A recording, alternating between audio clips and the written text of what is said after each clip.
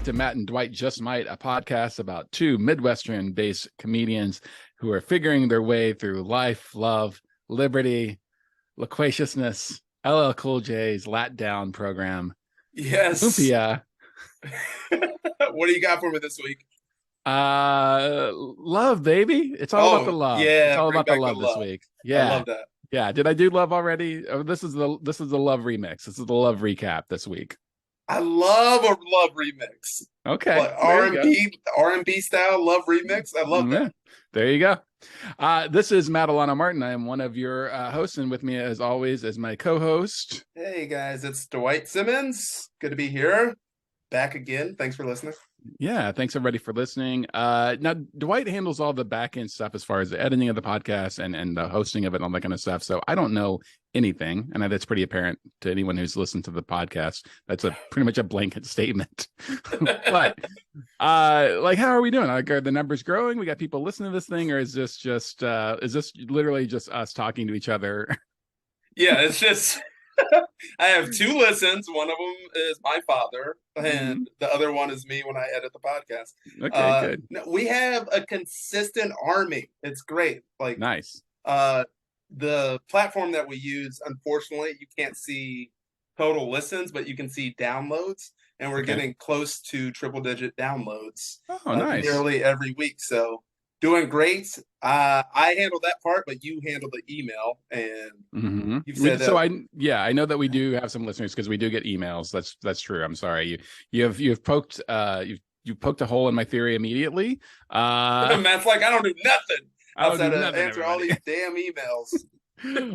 We do get emails and we do get questions sent to our email, which we'll talk about this later on. But also, if you are someone who doesn't ever make it too far into the podcast, if you're just a person who's only in it for the first 5 to 7 minutes of us talking about hip hop, and then the minute we start talking about comedy, you tune out.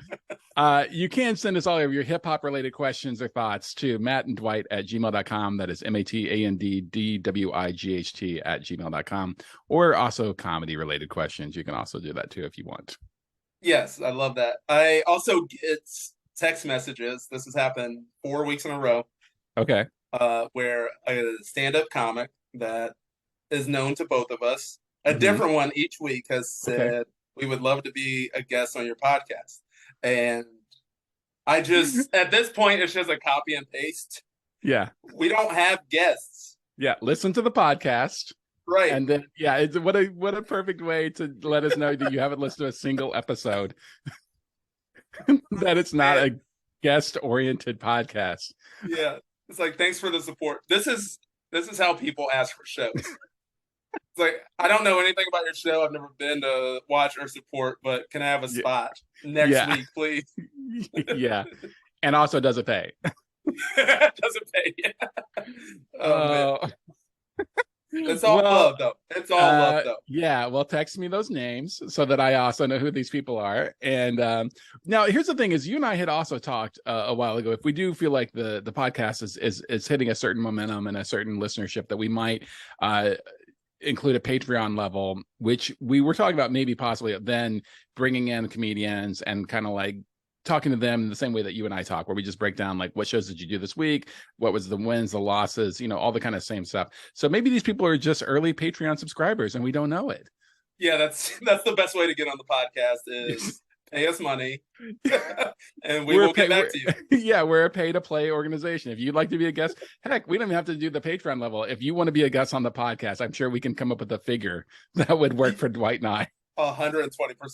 It won't be high. I promise it will not be high.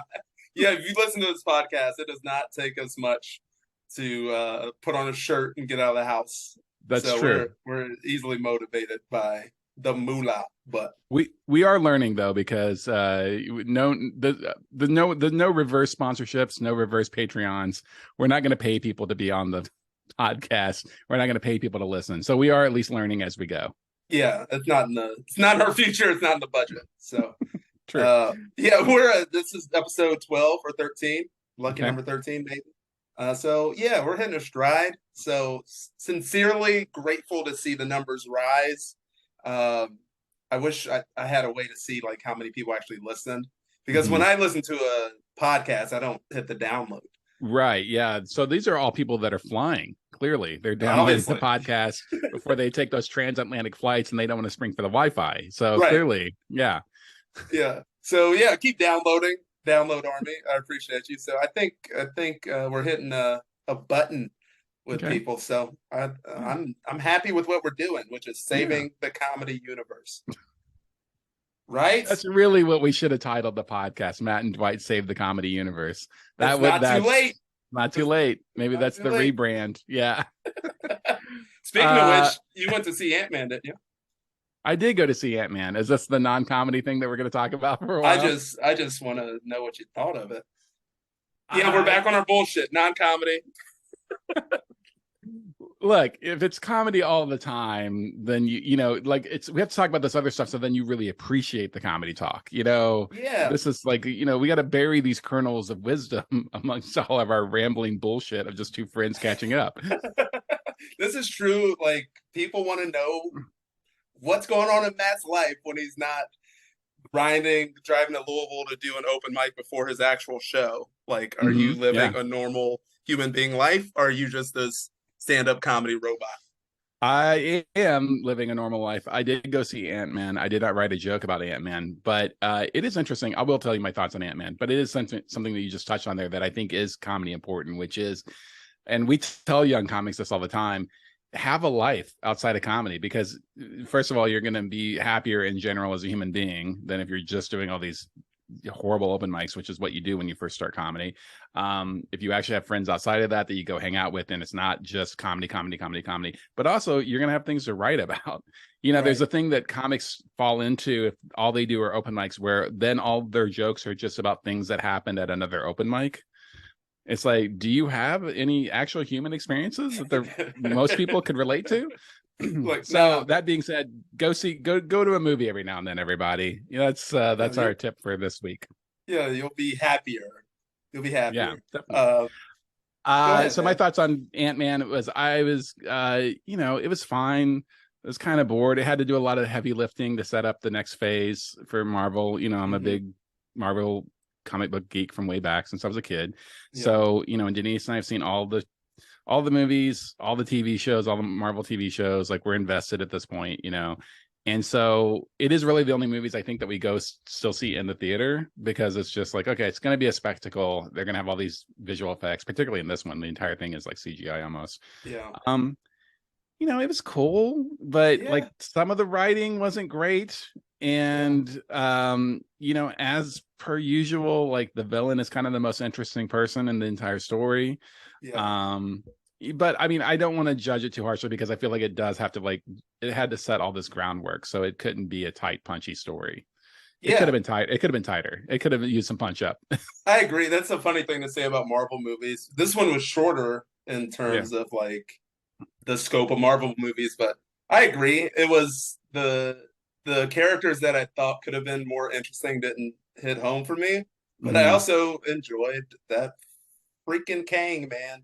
And Kang is dope. Yeah. Paul Rudd can't miss for me, so I enjoyed it. Yeah. I went to see it. I went to see it after his show in Chicago, where I got snowed in.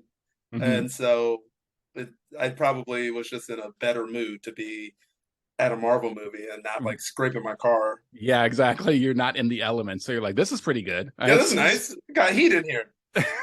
That does remind me, one time I was in New York doing shows, and I had nowhere to be during the middle of the day because the person I was crashing with, they had to go to work super early, and they couldn't give me a spare key to their apartment because it was like a fob system. They and their partner had the two fobs, and that was it. Yeah. And so once I left their building, I was out until they came home. And so I was literally just trying to kill time. And so I went to a movie, and I picked the longest movie I could find. I just literally looked at what has the longest runtime, because I just needed to be off my feet sitting down and in air conditioning, because it was the middle of summer. And so I went and saw The Raid 2, which is a great movie, nice. But it's long. But yeah, it's long. It was great. That's some New York shit right there. You're like, I'm gonna take the longest shower ever. Yeah. Or also, like, I'm literally just paying to have a place to sit down in air conditioning right now. Right. Which is also like what most of the audience at the Broadway Comedy Club are also there doing. Yeah, exactly. Just like we're in Times Square, we're miserable. You We've got been on our barked feet all in. day. We got barked in. Yes, we will sit here and listen Yeah. to this bullshit just to not be standing on our feet right now. Yeah. I don't even Yeah, care if none of the comics were on Comedy Central, like you said, outside. yeah, exactly. Liars. But that's good shit, man. What did you Yeah. do comedy wise this week? So comedy wise, I had a pretty busy week. Thursday, I hosted Don't Tell here in Bloomington. We had Dave Waite, Hot Dog and Dave Waite in Ah, town. We I grabbed didn't him even on know his. that. Yeah, it's You're doing a because I great wasn't. job not I'm telling. not. Thank you. Thank you. It's I honor the contract. Yeah. We grabbed Dave Wade on his way down to Louisville, and the show was at Russian Recording, which was cool because it's the second only ever comedy show they've ever had there. The first one was when Tig Notaro recorded her album Good One there. Mm-hmm. So kind of like a cool pedigree to step into those shoes in that space. Dave crushed it. Phil Pointer and Asha Dwyer from Cincinnati crushed it, and then local boy Eric Cook did real good. It was the first time I've put Eric on a show, and he did a nice 10 up top. So that was my Thursday. Friday I headlined the Comedy Attic. I did 2 shows there, Oh yeah. and honestly, it's probably those 2 shows are probably in the top 10 shows that I've ever done at the Attic as a headliner, which I've been headlining it for a while now. So I've probably headlined that. I probably headlined the Attic probably 20 times or so at this point, I would say. Mm-hmm. So I want to bump that up. I would say it's in they were particularly strong. They were particularly strong shows. And I think part of it is because we talked about when you were there recording your special, and then you're just primed, you got it locked in, and then of course you then have like the victory lap, right? Mm-hmm. Like where the pressure is, it's not out yet, the pressure isn't there to like be doing a bunch of new stuff quite yet, so now it's just home run after home run. I took a page from watching Tom Takar a couple of weeks ago when he came through. He destroyed, which he always does, but Right. also I noticed like, oh, he's not that worried about not doing old stuff. Like he was throwing in jokes that he did do on the Tonight Show and that he did do on Conan, because the reality of it is, unless you're super famous, there's the concept of burning material doesn't really exist anymore. Yeah. Like unless you're mega famous, like you can do Conan, you can do the Tonight Show, and most of the people who come out to a comedy club still have not seen it, because that's like one of 6,000 entertainment options to watch that night. Right. Or a highlight clip to watch on YouTube, like it's even more. So I just took a page from that, and where I did work on new stuff, I definitely just went through it. I made a set list of like what are like the 4 biggest chunks or 4 biggest like reaction pieces that I have from like the last hour. Okay. And I just put those in like strategic spots, and it worked. I mean, like no one likes the comics like I crushed or whatever, but I had 2 very strong shows.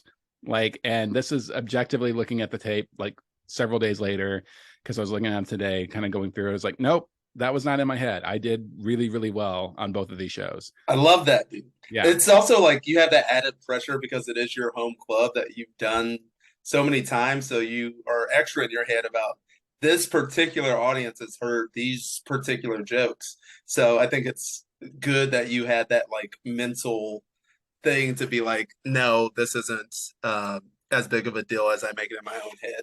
Exactly. Yeah. And, and I did have a certain amount of friends and family come out for the shows, not a ton, but probably, I would say there was probably about 10 to 12 people spread across both shows who I know have seen me before. Mm-hmm. And, if, more than once, let's say more than once, but not necessarily in the last couple of years. It may have been the second album is the last time they saw me, or, and even then they don't remember. Like we're so egotistical. We're so egotistical. Like, oh, they remember all my jokes. They don't remember. And your jokes evolve, and you're not doing the exact same set verbatim. So if they hear some stuff that they heard before, it's in new context, and it's fine. Like my buddy John was sitting right up front with his wife, and John does know all my shit, right? Mm-hmm. Like he's very much engaging with my clipped up social media reels and stuff like that. But even he had a good time, and he was like, yeah, man, I just like your shit. He's like, it doesn't matter. He's like, there was a bunch of stuff I didn't hear, and the stuff that I heard, I like it. So why wouldn't I want to hear it again? So I'm just glad that finally 14 years in, I figured this out. Well, it's not like it's been a constant truth throughout the entire time that you've been doing comedy. I think the comedy landscape has changed a lot, especially with everybody putting clips on social media. The amount of stand-up comedy you see clipped up is just outrageous. So the fact that you think someone's gonna like remember your specific joke from 4 years ago is probably not. They've got so Yeah, much input coming at them. Uh, for also, sure. I've heard other comics say that, they get a million views on a joke, and then comics or like audience will come to see them tell that joke, and they'll get mad if they don't do it. Like it's a Yeah. band. Yeah. Like when Megan took me to see Third Eye Blind and they didn't play any of the old shit. Oh, so many angry white people. I had a blast, but Yeah, I was gonna say they happy were Dwight, angry white people, but happy Dwight. they were irate.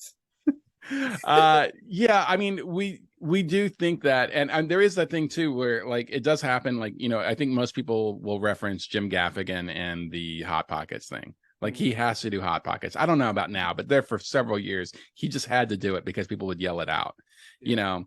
And it's the same thing too, where I've had it happen to me. There's only one time I can explicitly remember it happening to me. It was at the Blue Room Comedy Club in Springfield, Missouri.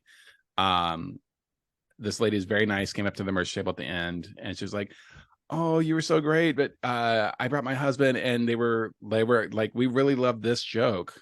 Mm-hmm. And we were like, we're sad you didn't do that joke. And I was like, oh, I'm sorry. Like that was the only time it's ever happened to me. So it's once in a blue moon that it happens. But even then they were like nice about it. They weren't mad. Yeah. But back to my original point. I mean, I definitely know there's been times that I haven't been as strong as a headliner as I could have been because I've been so focused on new stuff.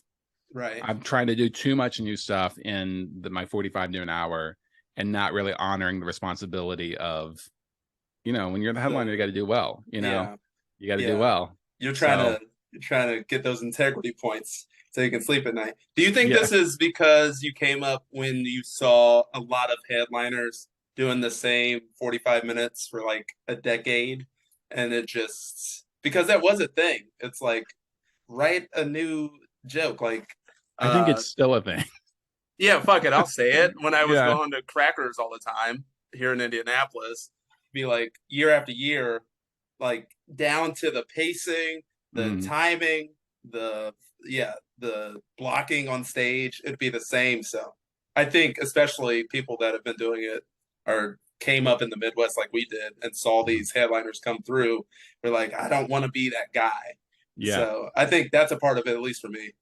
I think it's partially that, but I think it was more explicit for me. It was, very early on,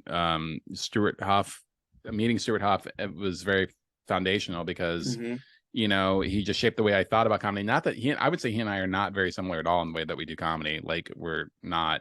But as far as like joke to joke, if you compared our jokes next to each other, they're not very similar. But this idea that you're in love with the work, and so then the idea is that you write it, perfect it, record it, release it, start over. Right. I think there was more of that, and I think I wasn't being true to like that, ideal. And the truth is, like, I like to do well also. Yeah. Like when we did the Grove together, I didn't feel like I had great headlining sets, and I think part of it was I was trying to do a little too much new stuff that Yeah. then threw my energy off. And so it was just like it wasn't as strong as it could have been. Now, I mean, I think I did well enough, and I think Bill will have me back, hopefully, knock on table, knock on ping pong table. knock on ping pong table. I like that the people that listen to every episode are gonna get these references. Oh, they'll know. Yeah. They'll be like, call back. We're gonna like that. Yeah, we have a strong continuity going on in this podcast. But yeah, so it's just been a nice thing, and it just reminds us that you continually learn in this, and sometimes you learn the same lesson over and over again. And that's just the truth of it. So I had a great night on that Friday night. Natalie Bainter and Mohammed Sahir were on the show, and they both did great, as was Joshua Murphy, return of OG Comedy Attic, one of the first class of the Comedy Attic comics and former winner of the contest. Joshua Murphy has moved back to Bloomington and started sniffing around the club. Which is great. He's a great dude. It was nice to have him around. And so he did an open mic, I think a week or so ago. And I was just like, do you want to do a weekend show? You want to do some spots? So he did like 10 minutes on each show. It was great, super funny, as he hasn't lost a beat. Yeah, so it was great. Then on Saturday. Yes, here we go. I opened for an Instagram page. Oh, And no. I will just repeat that. I Yeah. opened for an Instagram page known as Depths of Wikipedia. Yes. Okay. Can I Are you guess? familiar with this, or do No, you but I know? want to guess. Okay, go ahead and go. Depths of Wikipedia is a person that takes suggestions from the audience on topics and then types them into Wikipedia and then talks about it. It's Maybe. not quite that. You're very close, but it's Okay. not quite that interactive. It was an interactive show. So Depths of Wikipedia, the reason I wound up opening these shows is Jared felt bad because they took my second night of my weekend. Like this got brought to him by a booking agent, and I think it was the only night they could do. And so Jared actually texted me, he's like, "Hey, do you care if we do this thing? And instead of doing a weekend, you just do one night." And again, it's my home club. What do I care, right? I'll just do again, 6 months or whatever. Yeah. But I think Jared still felt bad about it, and so he like had me do warm up for this thing. Does it not And usually have no, stand-up comedy? no, it's not really what I would call comedy. And so Okay. so what it is it's an Instagram page and I guess also a Twitter page that was started a couple, like 2 or 3 years ago. 3 years ago, so in 2020 in the pandemic, by a grad student who just started posting weird things they found on Wikipedia. Okay. And as it is by its bare nature, hey, look at this weird thing, which the internet loves. The pages blew up. Those pages blew up and got huge. And so now this person has got a live version of the show. And I'm going to start by saying she was very, very nice. She was very nice. Of course. I'll edit that out, but yeah, sure. You're going to edit out that I said she was nice? Yeah. It's never good when someone's like, I want to start off by saying, this person has a good heart. They have a good soul, but I'm going to spend the next 10 minutes telling them what I really think. Well, here's the thing is I didn't know how I felt about it at the time, and I still honestly don't know how I felt about it. But essentially what the show was, and it sold well. It sold well, like because you have to be able to see a screen for this live show and the weird L shape of the comedy attic, they couldn't sell it out to capacity. So, but basically they sold both the early show and the late show to what they could for this to work, right? So they probably could have sold out both shows if it was laid out more logically for a screen. So she comes out and she basically shows them weird things on Wikipedia. And then she had a local guest on, and the local guest was a professor of advanced mathematics at IU, whose name happens to be Jim Davis. Okay. And I guess she discovered in the Wikipedia about the actual Jim Davis, I don't mean the actual Jim Davis, the famous Jim Davis, the creator of Garfield, that this guy gets a bunch of his hate mail by mistake. And so incredible. So they read some of the hate mail or whatever. And this guy, just as hilarious as you would think an advanced mathematics professor would be. And so they're out there. So they do the hate mail thing. And then she had a series of essentially party games where she would bring volunteers up on stage and show for like 4 descriptors or categories or whatever. And then they had to guess what Wikipedia page it was from. Okay. And then there was another thing where everybody in the audience was on their phone and they started on the same Wikipedia page and they were to click through the hot links until they got to another page. It was a race, as a Wikipedia race to see if you could get. Okay. And then the ending was her leading them on a sing-along. The entire I'm out. Based on that, there's that web comic that's very popular called like XKCD or something like that. It's like the line drawings. I guarantee you've seen some of their stuff get shared before. It's a very popular like web comic strip kind of thing. Okay. But apparently that comic strip had pointed out in one of their strips that you can sing the title of most Wikipedia article entries to the tune of the Teenage Mutant Ninja Turtles theme song. And so then she just led the audience through several examples of that, not even changing the tune. And this is where really like I have the biggest issue and why I kept coming conflicted, because on one hand I'm like, people showed up, she did well, they had a good time, all these nerds who were there for Wikipedia shit or whatever They had a good time. Who cares, right? Yeah. It's a thing of entertainment. You know, it's not that different than when I went and saw Alton Brown do like weird kitchen shit live at Right. Butler, right? It's Right. not that different. And so, but then I keep coming back to the fact that she did not create a single moment of content. Yeah, exactly. Every single thing she did on stage was taken from someone else, from the Wikipedia pages that and she didn't write jokes about them. It was literally just like, isn't this weird? That was my first like. I Yeah. was like, yeah. First of all, it sounds like a dream. We're out here struggling writing jokes, testing them out on the road. I'm in fucking Battle Point, Michigan, get my ass handed to me. I could just be reading stuff off the internet. Yeah. I've done it wrong. Like, what'd you say? 14 years in to figure this shit out? Yeah. I was going to say, I feel like people that have listened to several episodes of this podcast have figured out this isn't so much a podcast about how to do comedy. It's how not to do comedy. It's everything that we've done wrong. Mm-hmm. It's like, don't do it like us. Yeah. But no, it's so right down to the thing, like the party games were not party games that she invented. She even admitted, like, she's like, oh, this is a thing that I found. And she would cite her sources, I guess. So she's a good Wikipedia person in that way. Yeah. You know, she gave credit to the web cartoon. But the thing is, like, she didn't even pick a new fucking song.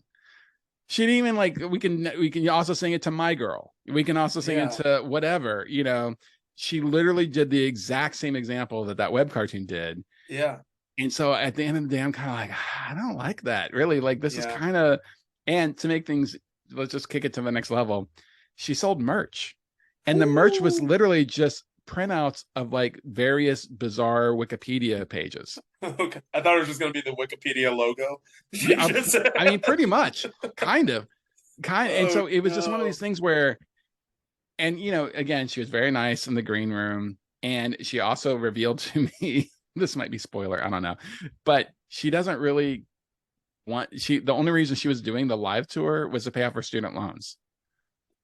Okay. Like she got a book deal from all this craziness of it blowing up online or whatever. She's like, and she basically was like, she had apparently just finished paying off her student loans. So if you want to know how successful this kind of bullshit could be, he was able to pay off her student loans for grad school and with one tour. That she wasn't even finished yet. She wasn't even through the tour yet. And secondly, you know, she got a book deal out of it. She's like, once I finish the book, then she's like, it's like, I have a degree and she still had a job, which I respect for that. She works for this not for profit. She's like, that's what I actually want to do. And it kind of shows because she's not particularly smooth or that good of an entertainer. Yeah. And in a weird way, I almost thought that worked kind of better for her kind of nerdy audience that she brought in. Like, they kind of think they maybe related to her awkwardness a little bit, right? Made them feel she's one of us. Maybe. I mean, and so I think it was, I don't know, it was, the whole thing was so bizarre. It was so bizarre. And everyone working at the club is also just like, what is happening? Like, what is this thing? What is going on? Anyway, but I had to do 10 minutes of comedy before and then like bring her up and then go up at the end and like, you know, do the announcements and go to the website for, you know, blah, blah, blah. Jackie Cation's coming, you know, all that kind of shit. Sure. Because you know who Jackie wants at the show. Yeah. Well, I thought Jackie would be a good pick. I honestly thought if there's one comic coming up on the attic schedule that Depths of Wikipedia people might know, it's Jackie Cation, right? Yeah. It's like Jackie wears her dorkdom on her shoulder. I mean, she has an entire podcast about it, you know? Sure. She's a powerhouse of original content. Yes. These people don't seem to appreciate. Yeah, well, I was thinking it more that she's like a bookish person. She's into books and nerd culture. So, okay. Anyway, well, you're right, because nobody fucking would. Like, literally both shows, like one person was like, oh, Jackie Cation. And then everybody else just stared at me like I was. And that was also the other thing is like. Does she have a Wikipedia page? Just pull that up. Let that do the talking. I did fine. You know, I'm a pro and I worked pretty clean because I was like, okay, it's a 10-minute hosting thing. I'm not going to go too dirty or anything. And I did fine. I got some pops and, you know, things like that. But there was a moment where I did the joke about cowboy churches. Okay. And then this dumb bit where I parallel Lazarus and the word lasso, right? Mm-hmm. It's one of the jokes in it. And then I said, if any of you here tonight could edit the Wikipedia page for lasso to say that it came from this, I would appreciate it. Not one laugh. They just What? stared at me, and I'm just like, what the fuck is happening? Oh, what? It Oh, was I just hate it. like it was rough, but I got paid super well to do 10 minutes for a 10-minute hosting spot. I got paid really well You'll because take it. again, I think Jared felt real guilty about taking my second night from Yeah, me. you'll take it. I did And get like I did get like headliner pay for another night, but right. for 10 minutes work, I got paid pretty well. I love that. At least she was nice, right? She was very nice and very Yeah. lovely, You know paying who off else those was student loans. nice? Robin Williams. Write a joke, god damn it. She's paying her student loans. I'm very happy for you. But yeah, that was it. I think that was all the shows that I had. Yeah, so that's been my comedy weekend. And then yeah, that's it. What about you? What do you got going on? Oh man, I had a nice local week. I ran my show at Googman House Brewing here in Indianapolis on Friday. Mm-hmm. That's the show that I host. So I usually do 10 minutes up front, and it's always a starting a car that hasn't been started in 15 years, getting them going, because these breweries are very large spaces. So it's like I like to have a cohesive show and feel before bringing the first comic up, and Mm-hmm. it just takes a lot of prodding. So doing some crowd work, because I also, it's not a typical comedy club setting. So I also have to do the don't be an asshole, don't woo out, and don't uh, turn your cell phones on silent. Megan, who runs the show with me, didn't do a set, but she did kind of announcements up first and then brought me up. And so I did 10 minutes, did some local stuff about my high school, Carmel High School, that went viral on TikTok. Oh, good. Yeah, they did this tour of the school, and it went viral because people couldn't believe how big and white it was. But Mm. so made fun of that, and that seemed to get the ball rolling a little bit. And then I just got out of the way, got to have fun. Had Rena Calm was in town, so she just said had Andrew Frank close it out, who Mm-hmm. is I haven't seen him in probably 4 or 5 years, and he has gotten incredible. He's great. He's working on this hour piece about leaving secular Christianity and like escaping the church. And he only did Mm-hmm. 30 minutes at the show, but it was fantastic. He sold a bunch of merch, and I had Mo Mitchell and Jake Smith on. Real strong show. And 15-minute drive home. Yeah, Great. not bad. Yeah. Great. And then Yeah. Sunday, I did the Sunday show. Andrew Frank also closed that out. Hot show, another, I think I did 12 minutes.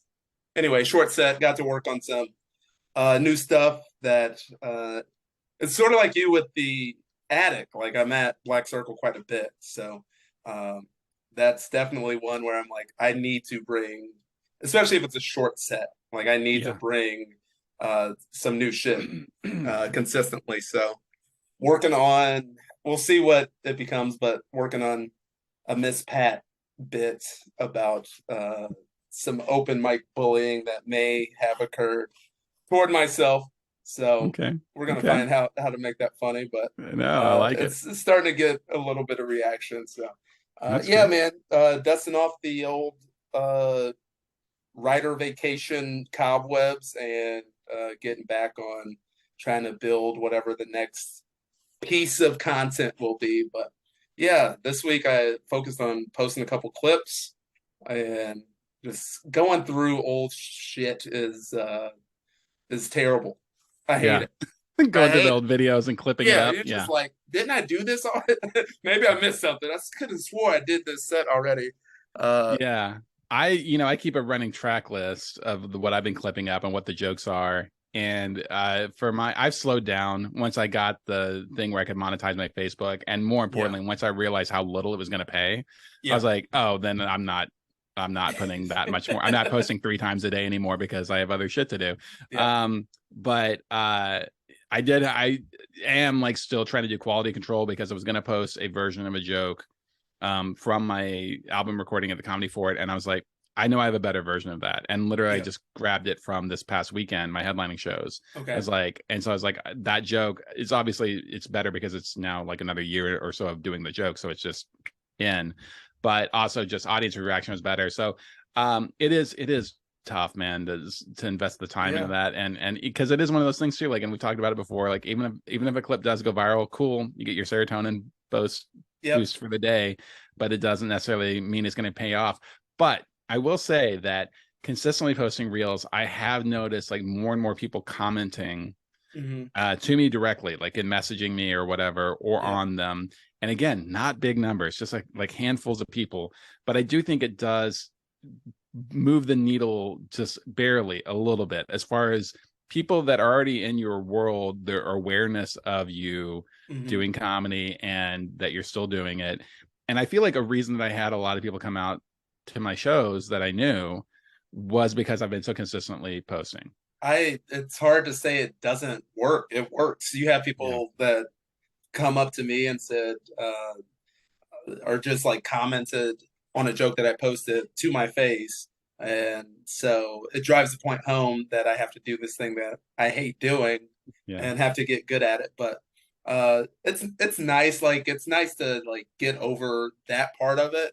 I remember Mm-hmm. when I was really early in comedy, I hated posting posters.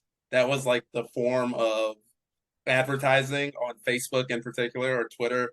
Everybody, please post the poster, share the poster. It's like, damn, I got to share another. Yeah, I Mm-hmm. hated the self promotion. Please come to my show. So this is just another form of that, another Yeah. iteration of getting over that self loathing of promoting uh, shows. But now, we're at a point where we don't really have an option because we're getting paid to do this.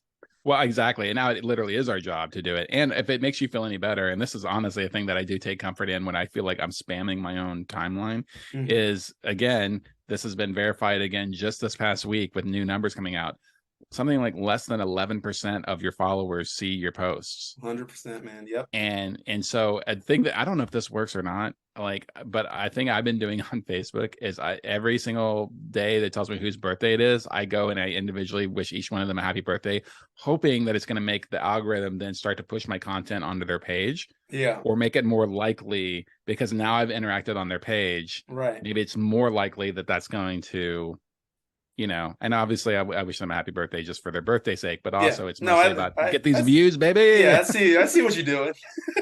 But it is trying to do this thing of like, like there used to be the thing where you would put congrats in your post to game the Mm-hmm. algorithm, so that's a thing that I take the 5 minutes, or less, it doesn't take 5 minutes to write happy birthday 12 times or whatever. Yeah. And so just knock it out and just make sure I do it, and hopefully it works. I don't know, but it definitely feels like it is small returns, but it is returns, Yeah. and It so counts. it's so worth doing for sure. All right, let's jump into this week's question of the week. It sounds like we both had like good weekends. Like mine was a little bit more interesting than yours, but I think so. Yeah, mine was low key. I think we flip flop. I had yeah. the I had the mental breakdown last week of Michigan, and then Hmm. you definitely had a more interesting weekend than I did. So It was very fascinating, and yeah. again, she was very nice. Okay, anyway, this week's question of the week comes from the original the original Twitter post that we did when we announced we were going to be doing the podcast. I believe this is the last question from that post that we've not done yet. So I think this will be the final one, and then we can get on to the Facebook one, and then also any questions that are sent to the email address, which of course is Matt and Dwight at gmail.com. That is MATANDDWIGHT at gmail.com. This question comes from Mike Marchand, who's a comedian up there in the region in Mishawaka and South Bend area. His question is, do you think comedy attracts broken people? Can a normie ever be a good comedian? What do you think, Dwight? Right, I dig the vernacular normie. That is aggressive. How can a normie ever be? So does comedy attract broken people?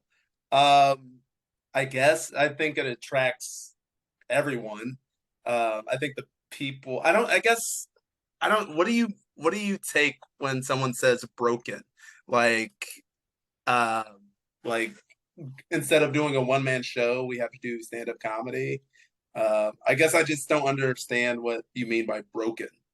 Well, I think that's it's kind of like normie, where it's like it's a kind of a shorthand, right? Okay. I think there is I this guess I didn't romanticized, understand the yeah. question at all. I There, needed I need a translator.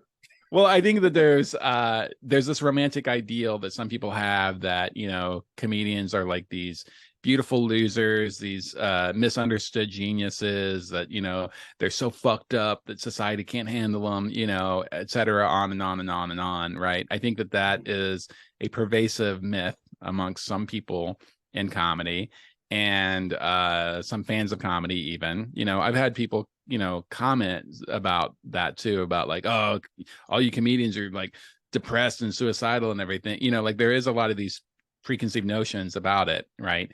Mhm. And I think a lot of it is because of the last, particularly last 20 years or so, the sort of mythologizing of I don't know if that's a word, mythologizing, the Yeah, mythology building we're counting it. around stand-up comedy. Yeah. If only it started with an L, it could be the new Yeah. intro word. It's got a silent L at the beginning. You threw an L in there. Yeah. But I think there is this idea that this romantic, you know, outsider ideal, right? Yeah. So I think that's kind of what Mike is getting at with that. I don't know if it attracts those people specifically, or it's just more of a case that there is a very low barrier to entry for stand-up comedy. Yeah, maybe that's L- it. Like it's like the sad literally, clown, right? yeah, literally anyone can walk off the street and sign up for an open mic, and there's very few art forms that you can do that. Yeah, There's very few. Like a music open mic, you got to at least have your instrument, right? sure. Like this doesn't even require that. I mean, we've Hmm. both done open mics where there's literally been crazy people off the street who Yeah, signed up and went up and did insane rambling, right? yeah, So I don't think it necessarily attracts quote unquote broken people. I think it's very easy for broken people to get in there yeah, and do it and to keep doing it, because it's also, it is addicting, yeah, getting up, and even if you don't do well, there's the rush of it, of being on stage in front of other people. And so if someone, is doing that instead of going to therapy or, working out their shit in an actual healthy way, I think that they maybe can find some sort of safe space, for lack of a better word, in comedy, to where they can just still be a piece of shit and still be quote unquote broken, right? Without sure, having to improve themselves. sure. But I think the most important part of this question is the second part. Can a normie ever be funny? Yes, of course. Yeah, There's there's a million great comedians who are very normal. And most great comedians actually are not so fucked up and weird, man. Like hmm, most great comedians are pretty normal yeah, and well balanced individuals. And it's actually rare that someone is just so fucked up in the head and yet they still attain greatness. yeah, It's they're the outliers. But yeah, again, it just goes to this idea of that myth, which is perpetuated by a lot of people who want to justify their alcohol or drug abuse. sure. It's a Yeah, cycle of like, you guys just don't understand. Like, I'm a misunderstood genius, and that's why I drink this much. It's because I just like, society just doesn't get me or whatever. It really is like main character syndrome. You know right. that phrase, where Yeah, of like course. it's that thing. It's like, no, dude, like Truman write Show. jokes. Yeah, Yeah, write some jokes. yeah.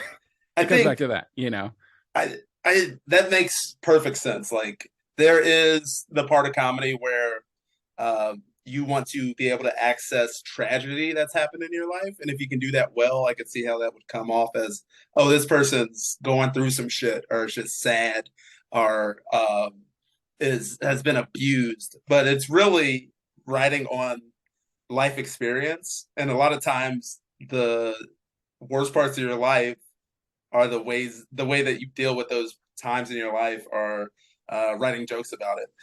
I think about Bamford a lot and what she writes about, when like writing about mental health wasn't like in vogue when she started doing this. She's hmm going through a difficult time. She's using humor to deal with it.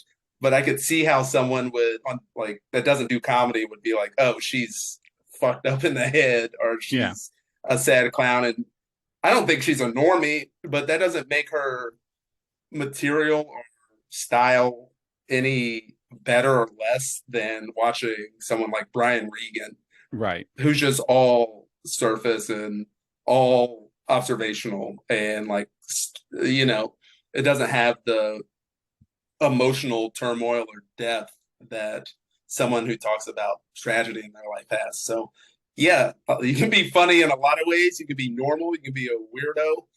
I'm sorry, you can be a normie. Trademarked. Or a weirdie. You can be a weirdie or a normie. You can be a weirdie.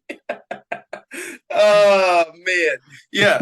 Like there are literally, I say this every episode. There's an audience for everybody, and I think we see it more now than we've ever seen people trying to access their audience and having success doing it.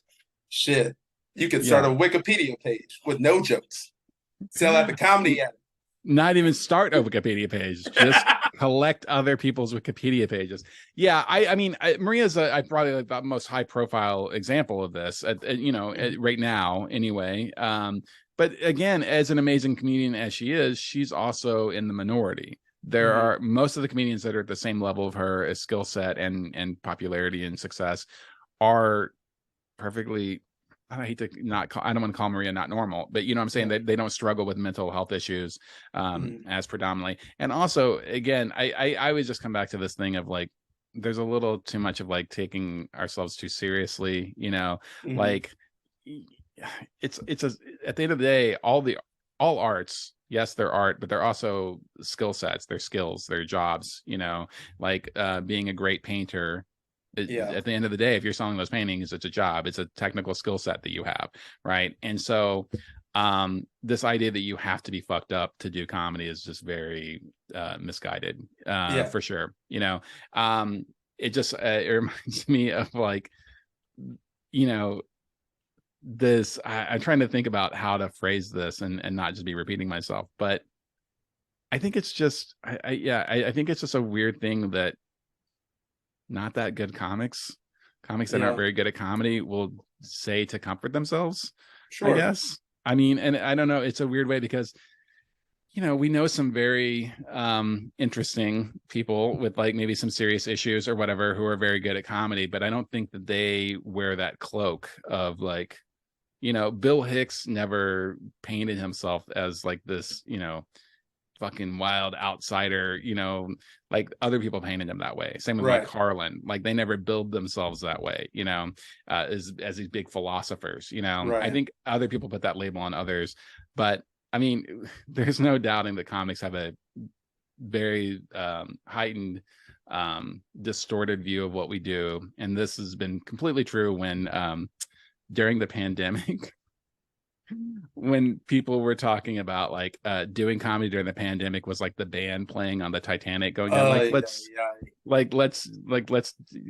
be a little less serious about this, okay guys, it's fucking fart jokes. Your fart jokes are not like, you're not going down. I mean, it was just the most dramatic, and I saw comics like literally posting that seriously, that sort of metaphor, and it's like, no. So comics going out during peak COVID to do open mics, those are your sad, broken people. Like, there's no hope for those people. I know those people, and God bless them. But dear God, man, there was a pandemic raging, and they're like, they can't stop me from telling my dick jokes. Man, yeah, my truth. These are my truths. I will also say this. This is the flip side. I think this is what I was trying to think of because I thought of it earlier when you were talking, and then I lost it there for a second. Also, that will happen when I speak. It just I get lost in your eyes, and that's what it is. I just fall in those dark chocolatey pools, the brown of your eyes, and I'm like swimming around. I'm like, ooh, I'm so comfy. The ring light. No, I was gonna say also, don't be so convinced that you are a unique snowflake. Everyone's had, not everyone, but most people have had trauma. If you want to talk about like trauma, go talk to your grandparents. They've been through some shit, right? And maybe you don't even know about it, right? And also, because a lot of quote unquote normies have gone through the same sort of horrific shit that we all have, and just because they don't get on stage and talk about it into a microphone doesn't mean that they're any different than you. You know what I'm saying? Like, it's like we have this thing where I fall into like that, in love with yourself and convinced that you're this brilliant outsider that nobody understands. Like that sort of mindset. I've seen it in music when I was in the music industry. I've seen it in comedy. You see it in a lot of things, writers, there's people who are aspiring writers who think that they have to be this tortured artist to make great art is just garbage in my opinion. So yeah, yeah, I agree, man. It's it's the be true to yourself and like be able to access the things that you want to access and write about. But I don't think that you have to be this sad person. yeah. But If anyone out here is considering themselves to be a broken person, go to therapy. Yeah, go to therapy. If you feel like you are a broken person in some way, fucking go to therapy. End of story. Do both. Yeah, do both. All right. That was not as fun a question as other ones. I don't know. It's weird. But I mean, it is a good question. Thank you for sending it in, Mike. I do appreciate sending it in because there is a pervasive bubbling of that myth. And it is generally at the lowest levels of comedy. Again, right? Like it's usually a thing that open micers tell each other to justify their drinking habits. Yeah, to hang in the back of the room, chug beers, and talk shit. Yeah, exactly. So. All right, cool. Let's see. There is some comedy news that I think we need to get into. This is hot off the wire. Do you know what I'm going to talk about? Hot guy. I do not, but I'm excited. Well, it's not goss. This is a widely reported story. So this is we're not breaking this, but it is new as of today. Going to be a new comedian on the scene. Someone by the name of Tom Brady, not Tom Takar, but the other one, the football player, Tom Brady, has indicated that what he wants to do in his retirement is become a stand-up comedian. I fucking hate Tom Brady so much. Just go away. Yeah. He retires from the NFL. He comes back. He retires again. So back to Mike's question. Does it attract fucking people? Go away. It's like going through a divorce. So yes, apparently it does. Apparently it does. So we take back everything we said. Yes, Mike, it does. Yeah. Tom, go to therapy, man. You don't need this. Yeah. It's like when I watched Nick Cannon do an hour about being rich and being married to Mariah Carey. Wow. Was it relatable? It was so relatable. It was amazing. He got booed off stage at the Black Expo, which I found very satisfying. But nice. What's Tom Brady going to talk about? How difficult it is to like play with one of the greatest coaches of all time, or isn't white privilege crazy? What if he does just have a bunch of jokes about Belichick's like sleeveless jerseys? He's just roasting Belichick's ass. It's just Bill Belichick's Wikipedia page. Oh man, I was responsible for this championship and this championship. Yeah. Oh my god. Like, what's the deal with getting all your rings cleaned, huh, guys? It's such a pain, isn't it? What does he have to say? He's been in the spotlight so long. What does he have to say that has already been said about him? Yeah, who knows? He's got a book out. It's like there's this movie. I don't know, man. Yeah. It's crazy. It is crazy. But it reminds me, like, there are always those people that come from other worlds that want to do it. Like, like T.I. is the big example now. T.I. has been getting booed off stage left and right. And to his credit, he seems to be sticking with it. Like, it was not like I almost kind of respect him more. It's like, all right, maybe he's serious about this. But Tip Harris out there doing it. Do you remember when Oladipo did stand up in Indy? He did it. He did it once. He did it one time, and it was for like, was it for like a magazine or something? I thought it was for a charity. Okay. I thought it was some charity. Okay, it got covered though. But what was frustrating is they brought in a comedian from outside of Indianapolis to be his coach. Do you remember that? I know. Yeah, I remember. Yeah. I remember. I was, as you can imagine, not happy. Yeah. As an IU basketball fan, and I like Victor. I like Victor. He's a real good singer. Yeah, he don't need to do everything. He don't need to be funny great too. Basketball player. Yeah. This son of a bitch. The thing with Tom Brady comes back to something I remember being in the green room at the Comedy Attic when Billy Wayne Davis was there, and Saturday Night Live was on, and it was the Elon Musk episode. Okay. Or they were promoting the Elon Musk episode. Maybe it was coming up. And Billy just had the best point ever. He's like, I can't imagine being one of the richest people on the planet and still thinking, gosh, I hope people think I'm funny. That's all Elon wants. Yeah, That's exactly. all Elon wants. I don't know. Oh man. Will we even be able to do this? And it's just going to be all retired celebrities. It's going to be T.I. and Pat McAfee and Tom Brady. Who knows? And then also the TikTok people, and then people now Instagram pages. Now I kept calling it a podcast, and like I legitimately thought it was a podcast the first time, and then I got corrected by Jared when I came on stage, and I still said it the second time on stage because I think my brain would just not accept the fact I was opening for an Instagram page. Yeah, no, yeah, like podcast is bad enough, but an Instagram page, like that's what I'm. Like, hey guys, I'm going to open for this one tweet. It's a single tweet that I'll be opening for. Oh man, I don't know what we're supposed to do with this. Just try to keep the ship flying, man. Try to like grind it. I feel bad for you because you're a young man. I mean, I'm like, if I get a couple more years out on the road, I'm good. Like, in reality, it doesn't affect me ever. Like, I don't think Tom Brady's going to Battle Creek, Michigan. Yeah. Going to Battle Creek, Michigan. Yeah, I want to see. Yeah, how many times can he get booed off stage? There has to be fan bases. Like he can't go to New York. You know what I mean? Yeah, exactly. There's gonna be certain parts of the country that they're just gonna hate him on site, and they, that's an interesting thing. Yeah, at least we don't have that. Well, you don't have it, but that's a different. That's a different. I don't. What are you talking about? What is? We are taping this on the last day of Black History Month. Please let me know. Educate me. Please let me know. Like, please, your experience? I'm uploading every link, all the links. Is there just like a short synopsis I can read? Yeah, the Sparks notes. Yeah, there was the tour of Carmel High School. That's everything you need to know about America. Okay, and there you go. In it. Yeah. I'm not broken. I'm a normie.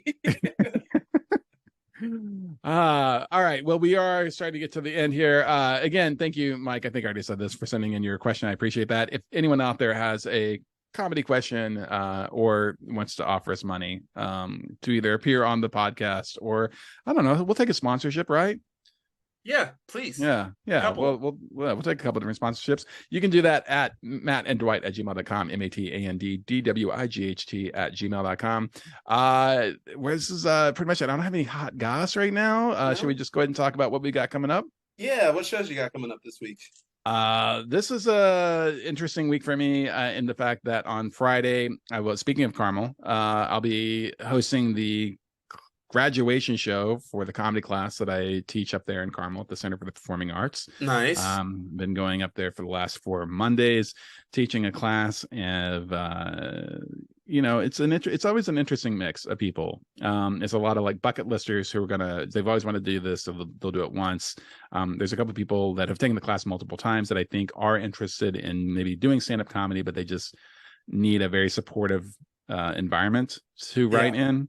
And then there's the occasional lunatic, and so that's always a fun mix of any comedy class. And I've commiserated with you about this because you've taught the class one time before, and Shanda Sung teaches a class down here in Bloomington. Alex Price teaches one at Helium. We've all shared notes, and that seems to be the consensus. It seems to be there's a couple people who you can immediately see, like, okay, they're probably going to hit the open mic scene, they're going to kind of keep going, but a majority of them are just like people like, this was my wife bought this for me, or whatever. And you know what, it's still fun. It's still like a fun thing to watch people kind of figure it out and kind of guide them a little bit. And I've taught it for several years now, and so the way I approach it is a lot different, right. So I do have one student in my class that is very good at joke writing. They're very good. And the thing is, I'm very hesitant to encourage anyone, though, to keep going because I mean, how do you do that? Like, you're really good. You should go spend a couple of years being miserable at open mics. Yeah. It's like, that's how you end up on someone's list. You did this to me, Matt. Yeah, exactly. But I do have one particular student that their joke writing is very punchy and tight, and I think that they're good. But anyway, so that's the graduation show on Friday. It's always a fun time. And then on Saturday, I'm headlining the Brick Room Comedy Club in Noblesville, Indiana. My first time there. I've heard it's fun. You've done it before, right? I've not done it. Nope. You haven't done it before. Okay. Nope. Well, I don't know. I Oh. asked for too much money. Oh, okay. So I'm going to give it a few months and then I asked for my standard rate when he first was talking about it, and he was very upfront. He was like, "Oh, I don't think we can do that." And then I had some follow-up questions. Apparently, it's tiny. Apparently, it only seats like 40 people or something like that. Right. And so I was like, "Oh, dude," I was like, I didn't understand what was. So I basically cut my rate in half, I think, is what I did. Yeah. And so I was also like, I'll just do it. So I'm going to do that on Saturday, and hopefully it'll go well. I've heard good things about it. Yeah. I've only heard great things. So yeah, he's doing a good job up there. It's gonna hurt my feelings if we don't sell it out since it is so tiny. It's crazy how that like raises the pressure. Smaller room. Yeah, because as we're all like viewing it, like people that know, when everybody's like another sold out show, like their bar show or whatever, like, right, dude, your show holds 20 people, like, exactly, good for you, that's cool, but also like, let's take it down a notch. That's also like whenever the host of a show posts like sold out show, like, bro, that had nothing to do with you. You didn't do shit. Yeah, it's like at a comedy club or something. Like, they're like, another sold out show. Helium has nothing to do with you. You know, like you get to enjoy it, but you should not be posting it as if it was an accomplishment of you. Little flexes. Yeah, little flexes, man. That's Where fun. That's Where fun. I've got Wednesday, the day that this comes out. I am at the White Rabbit for Jonathan Findler's album release party. Nice. He did it a while ago, and now it's finally coming out. So it's going to be fun. He's going to do characters and things like that, and that is what day is tomorrow? The 1st? March 1st? Yep. March 1st, we'll do that, and then I am off for a week. So my wife and I are going to New Orleans before things pick up. I got a busy next few months, so gonna take a nice little breather, a little woosah, and then get back at it. But does this mean that next week you're going to be recording from New Orleans? I'll be back on Tuesday during the day, so probably back at home. Okay. Yeah. All right. I didn't know if we could get like a little Dixieland in the background wafting through the windows. If we're delayed, you're getting a lot of airport security announcements. Okay.